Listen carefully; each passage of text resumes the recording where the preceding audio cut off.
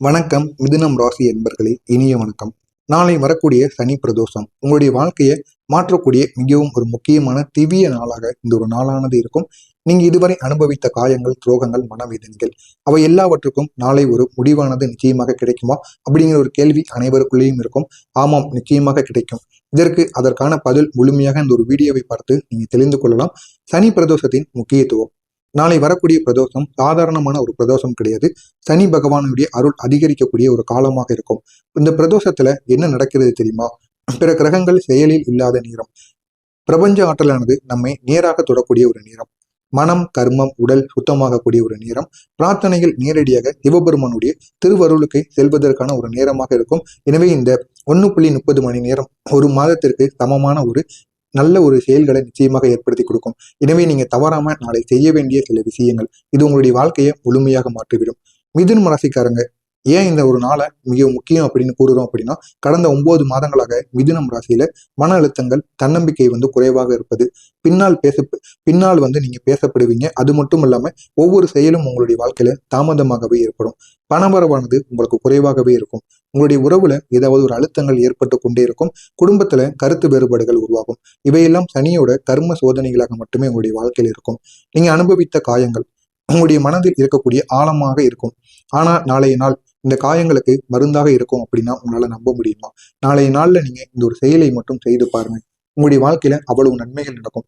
மிதுனம் ராசி அன்பர்கள் சந்தித்த காயங்கள். மிதுனம் ராசி அப்படிங்கிறது உண்மை, நேர்மை, தன்னம்பிக்கை, உழைப்பு இதற்கு பெயர் பெற்றதுதான் இந்த ஒரு மிதுனம் ராசி.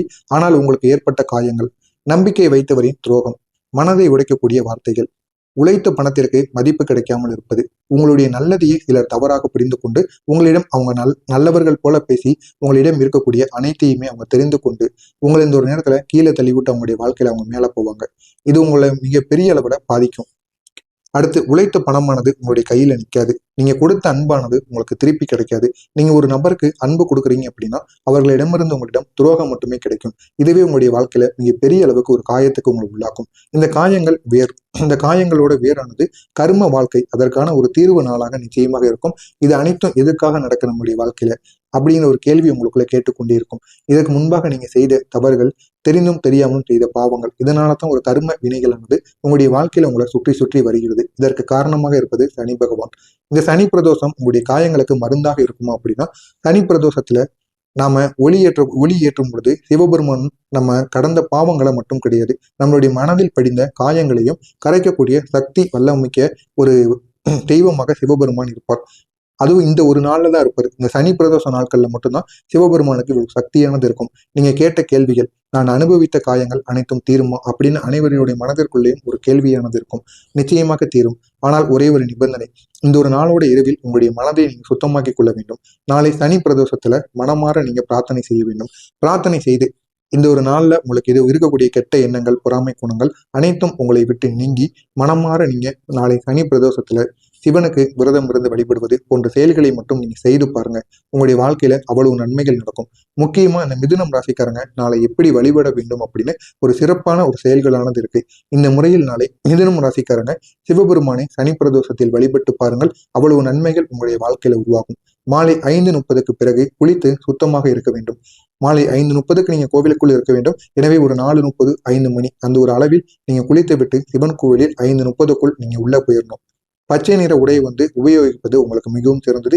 ஏன் அப்படின்னா இது மிதுனம் ராசிக்காரங்களுடைய ஒரு நிறமாக இருக்கும். இந்த ஒரு நிறத்தை அணிந்து கொண்டு நீங்க சிவனுடைய கோயிலுக்கு போகும் பொழுது அவ்வளவு நன்மைகள் ஏற்படும். அடுத்து ஒரே ஒரு தீபத்தை நீங்க ஏற்ற வேண்டும். அந்த ஒரு தீபமானது எள்ளெண்ணெய் தீபமாக இருக்க வேண்டும். அடுத்து 21 முறைகள் ஓம் நம சிவாய அப்படிங்கிற இந்த ஒரு மந்திரத்தை நீங்க சொல்ல வேண்டும்.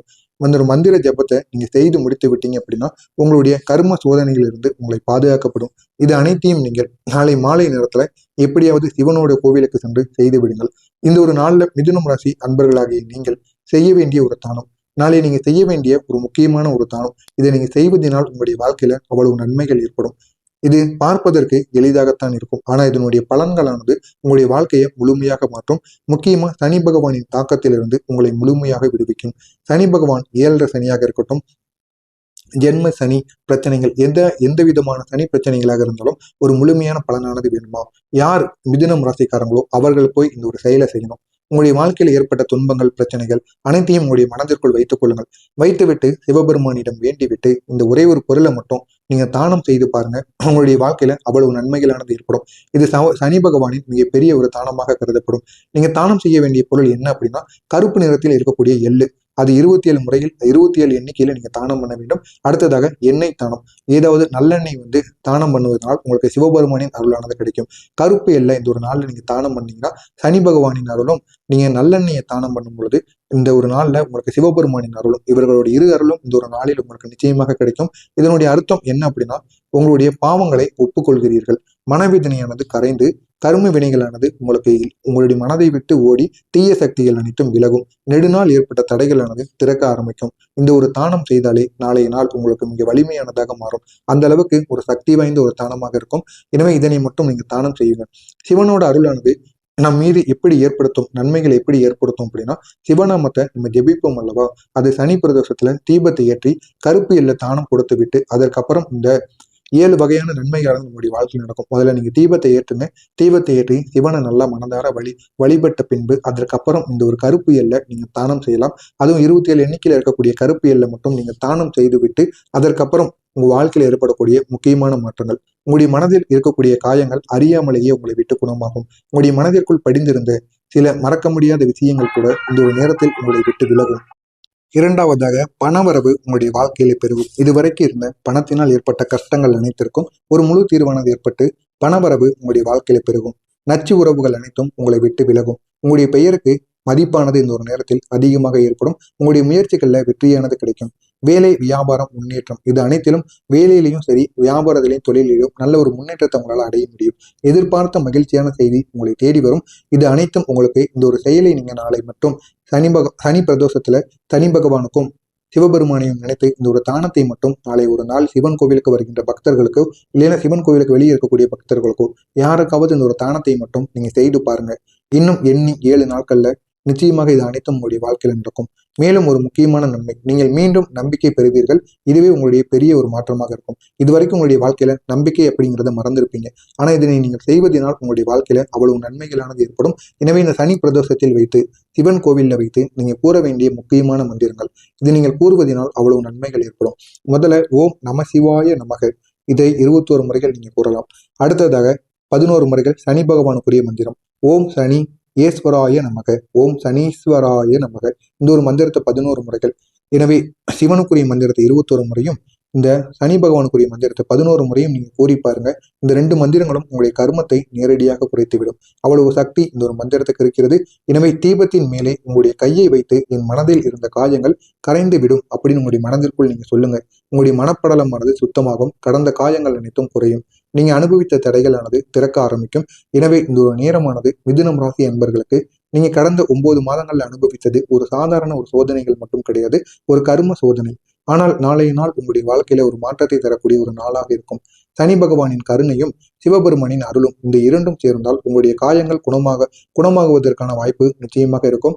எனவே நாளை இந்த ஒரு வழிபாட்டை மட்டும் செய்யுங்கள். உங்களுடைய வாழ்க்கை நீங்கள் நினைத்ததை விட வேகமான ஒரு மாற்றத்தை நிச்சயமாக கொடுக்கும்.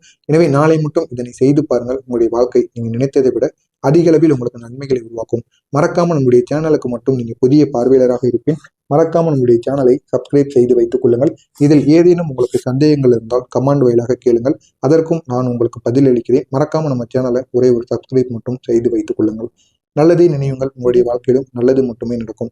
பொறாமை எண்ணம் கொண்டவராக இருக்காதீர்கள். வாழ்க்கையில் ஒருபோதும் உங்களால் வெற்றியை அடையவே முடியாது. நல்லதை நினைவுங்கள். உங்களுடைய வாழ்க்கையிலும் நல்லது மட்டுமே நடக்கும். நன்றி, வணக்கம்.